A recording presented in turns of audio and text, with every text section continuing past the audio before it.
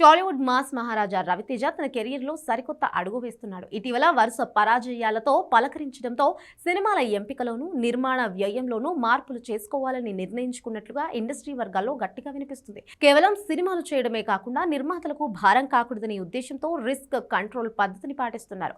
Budget హద్దులు దాటకుండా cinema లాభదాయకంగా ఉండేలా రవితేజ తీసుకుంటున్న ఈ నిర్ణయం ఇప్పుడు హాట్ టాపిక్ గా మారింది. ప్రస్తుతం రవితేజ మార్కెట్ వాల్యూ ప్రకారం ఆయన రెమ్యునరేషన్ 20 నుండి 25 కోట్ల వరకు ఉంది. దీనికి సినిమా మేకింగ్ ఖర్చులు, ఇతర నటీనటుల పారితోషికాలు కలిపితే బడ్జెట్ సులభంగా 40 నుండి 50 కోట్లు దాటేస్తుంది. ప్రమోషన్లు, ఇతర ఖర్చులు కలుపుకుంటే సినిమా బడ్జెట్ 100 కోట్లకు చేరువవుతుంది. ప్రస్తుత మార్కెట్ పరిస్థితుల్లో హిట్ టాక్ వస్తే తప్ప అంతటి భారీ మొత్తం వెనక్కి రావడం చాలా కష్టంగా మారింది. అందుకే బడ్జెట్ అదుపులో ఉంటేనే ప్రాజెక్టు ముందుకు సాగుతుందని, లేదంటే రద్దయ్యే అవకాశాలు కూడా ఉన్నాయని చర్చ జరుగుతుంది. దీనికి తోడు గతంలో నిర్మాతలకు భరోసాగా నిలిచిన డిజిటల్, శాటిలైట్ హక్కుల మార్కెట్ ఇప్పుడు భారీగా పడిపోయింది. ఓటీటీ సంస్థలు ఆచితూచి కొనుగోళ్లు జరుపుతుండటంతో నాన్ థియేట్రికల్ బిజినెస్ పై ఆధారపడలేని పరిస్థితి నెలకొంది.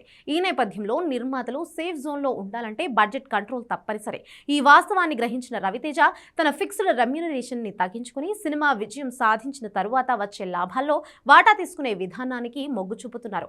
ఈ కొత్త విధానం వల్ల సినిమా ప్రారంభంలోనే నిర్మాతలపై ఆర్థిక భారం తగ్గుతుంది. సినిమా హిట్ అయితే హీరోలకి కూడా భారీగానే ముడుతుంది. ఒకవేళ తేడా కొట్టినా నిర్మాతలకు నష్టం పరిమితంగా ఉంటుంది. రవితేజ తీసుకున్న ఈ నిర్ణయం నిర్మాతల పాలిట వరంగా మారుతోందని విశ్లేషకులు భావిస్తున్నారు. ఇది కేవలం రవితేజతో ఆగిపోలేదు. ఇండస్ట్రీలోని ఇతర హీరోలు కూడా ఇదే బాటలో నడిచే ఆలోచనలో ఉన్నారు. ముఖ్యంగా natural star Nani, supreme hero Sai Dharam Tej, నటసింహం బాలకృష్ణ వంటి స్టార్లు సినిమాలకు కూడా ఇదే పరిస్థితి కనిపిస్తుంది.